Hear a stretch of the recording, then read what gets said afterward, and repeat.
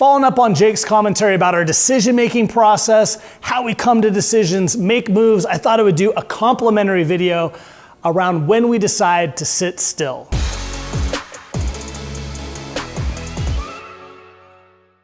So last week, Jake made a great video, again, describing our process from yet another angle around how we work with third parties, vet strategies, work collectively as a team internally as well as externally. Another question we get quite often is, when are you gonna make a move? When are you gonna do something? Or how come you're not letting this short-term scenario that might be playing out, could be debt ceilings, could be defaults, could be COVID, make you move? And so I thought I'd go through really the balance in our mind between inaction and conviction. Point number one is action doesn't mean progress. If you look at statistically, and there'll be some links in the written commentary this week, the more you move, statistically, there's a really high correlation between that and a lack of performance and not performance. Morningstar put out a great piece where they looked at quote unquote tactical funds and found that had those managers just sat on their hands, they would have actually been more successful than making all the moves that they made. Similarly, Dalbar put out a study a little over a year ago where they did a 10-year look back on the average investor, and they lost almost a third of their potential returns to making moves. In almost every case, the same old bug bit them, which is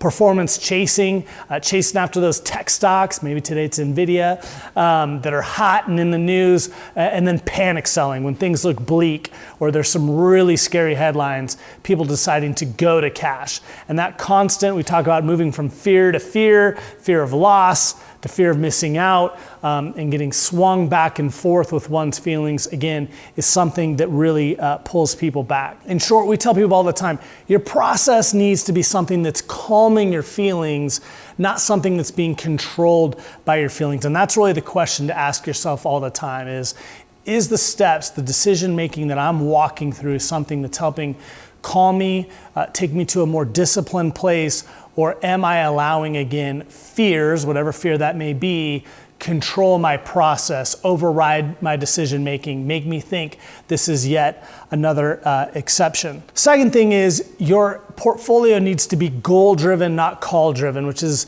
a different version of that same point, which is, what are you trying to do? Had an inquiry this week, understandable question.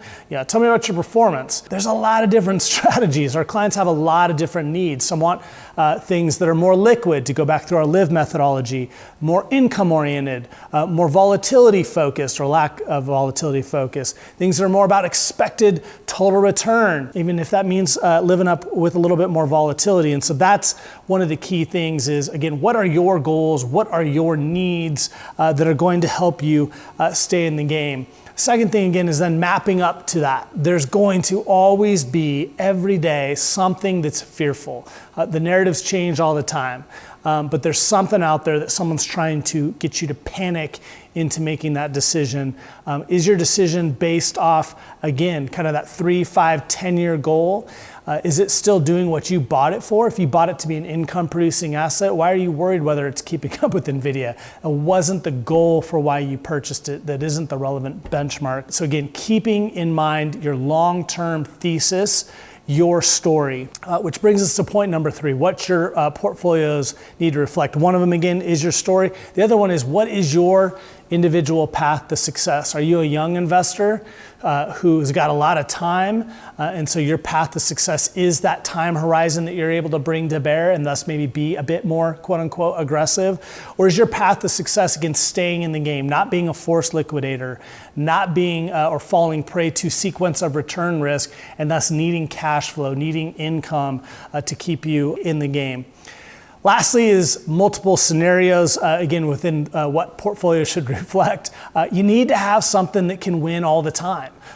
If you get into a really risk-off environment, do you have some things that should perform well in that type of scenario? Those aren't the same things that are going to perform well in a risk-on scenario. Do you have some of those as well? And so, again, the key is, rather than getting whipsawed, chasing toward the top, panic selling toward the bottom, having that diversification pre-built into your portfolio, allocated for your individual situation, and then having the courage to rebalance in a very counterintuitive way.